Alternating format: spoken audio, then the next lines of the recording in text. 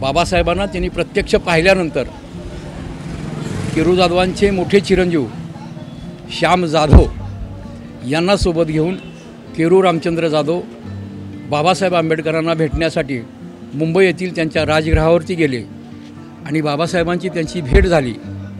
आणि बाबासाहेबांना पाहिल्यानंतर केरू जाधवांच्या डोक्यामध्ये मनामध्ये जी विचाराची क्रांती पेटली, त्या क्रांतीचंच त्या ठिकाणी सुरुवात करताना स्वतः केरू जाधवांनी त्यांच्या गळ्यामध्ये असलेली पंढरपूरच्या विठ्ठलाची जी माळ आहे ती माळ राजगृहाच्या कंपाऊंडमधील एका झाडाखाली ती पुरली आणि स्वतःच्या मुलाला सांगितलं की बाबा रे, आजपासून हाच माझा पांडुरंग।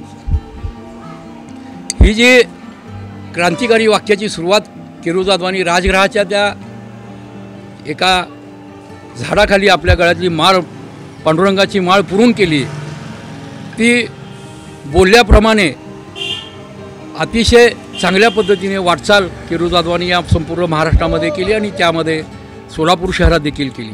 आजपासून बाबासाहेब हाच माझा विठ्ठल अशी प्रतिज्ञा करत मातंग समाजात जन्माला आलेल्या केरू रामचंद्र जाधव यांनी बाबासाहेबांच्या विचारांवर मार्गक्रमण करायला सुरुवात केली।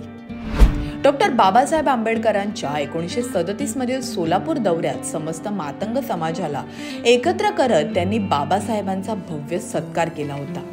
या कार्यक्रमात बाबासाहेबांनी दिलेला मार्गच मातंग समाजाच्या उद्धाराचा मार्ग असून मातंग समाज खंबीरपणे त्यांच्या पाठीशी असल्याचा विश्वास बाबासाहेबांना दिला होता। केरू रामचंद्र जाधव यांनी संपूर्ण आयुष्य प्रामाणिकपणाने आंबेडकर चळवळीला दिलं। डॉक्टर बाबासाहेब आंबेडकरांचा दौरा अण्णासाहेब आयदळे यांच्या प्रचारार्थ सोलापूरला 1937 रोजी होता। त्यावेळेस डॉक्टर बाबासाहेब आंबेडकरांना समस्त सोलापूर शहरातील मातंग पंच एकत्र जमा करून त्यांनी रेल्वे स्टेशनवर डॉक्टर बाबासाहेब आंबेडकरांचा भव्य असा सत्कार केला आणि सांगितलं की मातंग समाजाच्या वतीने डॉक्टर बाबासाहेब आंबेडकरांना या ठिकाणी हार घालून सन्मानित करण्यात येत आहे। मिलिंदनगर या परिसरामध्ये सभेमध्ये डॉक्टर बाबासाहेब आंबेडकरांनी चालवलेली ही सनदशील चळवळ हाच खरा आमचा उद्धार करेल अशी विचार व्यक्त केली आणि त्यांनी बाबासाहेबांच्या सोबत मातंग समाज एकनिष्ठ आणि प्रामाणिकपणे आहे असं सभेमध्ये त्यांनी उल्लेख केला। डॉक्टर बाबासाहेब आंबेडकरांनी धर्मांतर करण्याची घोषणा केली। देशभर धर्मांतराचे वारे वाहू लागले। केरू जाधव यांनी मुंबई इलाका परिषदेत मातंग समाजाच्या सामूहिक धर्मांतराचा ठराव करत बाबासाहेबांच्या धर्मांतराच्या घोषणेला कृतीशील पाठबळ दिले। मुंबई मातंग इलाका परिषदेमध्ये डॉक्टर बाबासाहेब आंबेडकरांच्या सोबत मातंग समाज सामूहिकरित्या धर्मांतर करण्यास तयार आहे असा पहिला ठराव मांडला। त्यानंतरनं डॉक्टर बाबासाहेब आंबेडकरांच्या धार्मिक, राजकीय, आर्थिक, सामाजिक अशा प्रत्येक लढ्यामध्ये सोलापूर जिल्ह्यातून केरू रामचंद्र जाधव आघाडीवर होते। केवळ घोषणा न करत केरू जाधव यांनी नागपूरच्या धम्मदीक्षा भूमीमध्ये सुमारे 10,000 मातंग बांधवांसोबत धम्मदीक्षा घेतली। केरू जाधव यांनी सोलापूरच्या महिला कर्मचाऱ्यांचे प्रश्न सोडवले, सामाजिक, राजकीय, शैक्षणिक क्षेत्रात महत्त्वपूर्ण योगदान दिले। बाबासाहेबांच्या महापरिनिर्वाणानंतर त्यांचा अस्थि कलश सोलापूर येथे आणण्यात त्यांचे महत्त्वपूर्ण योगदान आहे। डॉक्टर बाबासाहेब आंबेडकरांचं महापरिनिर्वाण झाल्यानंतर त्यांनी आदरणीय भैयासाहेब आंबेडकरांच्या नेतृत्वाखाली संबंध भारतामध्ये जो अस्थि कलश बाबांचा देण्यात आला त्यामध्ये सोलापूर शहरामध्ये अस्थि कलश आणण्यामध्ये त्यांचा सिंहाचा वाटा होता। डॉक्टर बाबासाहेब आंबेडकरांच्या चळवळीत काम करत असताना त्यांनी मोहोळ इथे स्वतःचं वसतिगृहही चालवलं।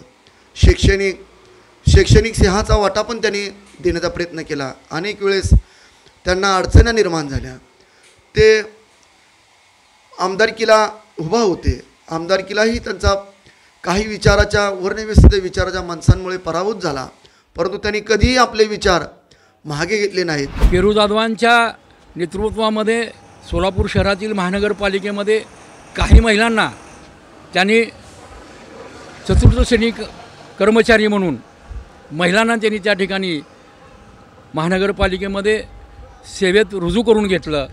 त्यांच्यासाठी त्यांनी संबंधित अधिकारी, संबंधित प्रशासन यांच्याकडे कागदोपत्री पत्रव्यवहार केला. भारतातील सामाजिक क्रांतीमध्ये मातंग समाजाचे मोठे योगदान आहे, परंतु मातंग समाजातील या सोनेरी इतिहासाची दखल घेण्यात आली नाहीये. हा बुद्धकालीन इतिहास असेल किंवा भीमा कोरेगावच्या रणसंग्रामाचा इतिहास असेल, या सर्वच ज्या या देशामध्ये क्रांती झाली, या प्रत्येक सामाजिक क्रांतीमध्ये मातंग समाजाचा फार मोठा सहभाग आहे.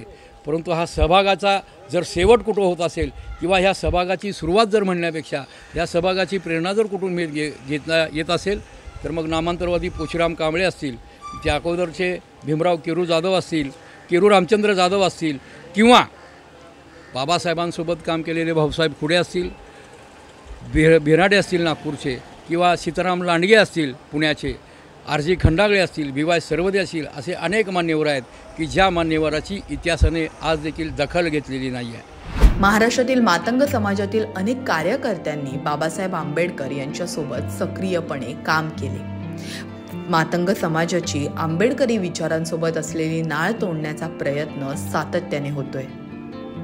महाराष्ट्रामध्ये ज्या पश्चिम महाराष्ट्र असेल, विदर्भ असेल, मराठवाडा असेल, कोकण असेल, या पाचही विभागामध्ये मातंग समाजाच्या प्रमुख मान्यवरांनी सक्रिय होऊन बाबासाहेबांसोबत काम केलेलं आहे. आणि आज देखील बाबासाहेबांच्याच विचाराचं काम करत असताना महाराष्ट्रातला तरुण हा व्यापकपणे आणि विचारानं काम करत आहे. हे अतिशय आनंददायी बाब आहे. परंतु इथल्या जातीवादी व्यवस्थेला या मातंग समाजाने वैचारिक आणि सामाजिक क्रांती करू नये किंवा या समाजामध्ये अशा पद्धतीची क्रांती होऊ नये अशी मनाशी खुणगाट बांधून असलेले काही लोक या समाजामध्ये वैचारिक दरी आणि विष पेरण्याचं काम करत आहेत. वैचारिक दरी निर्माण करून दोन समाजामध्ये तेढ निर्माण करण्याचं काम करत आहेत. बांधवांनो, केरू रामचंद्र जाधव यांनी डॉक्टर बाबासाहेब आंबेडकरांचे विचार मातंग समाजात रुजवण्याचे महत्त्वपूर्ण काम केले. सत्यशोधक विचारांची नाळ असलेल्या मातंग समाजात आंबेडकरी विचारांची पेरणी करण्याचे महत्त्वपूर्ण काम त्यांनी केले. केरू जाधव यांनी निर्माण केलेली स्वयंप्रकाशाच्या दिशेने आगेकूच करणारी ही सम्यक पायवाट मातंग कुटुंबांना सदैव खुणावत राहील.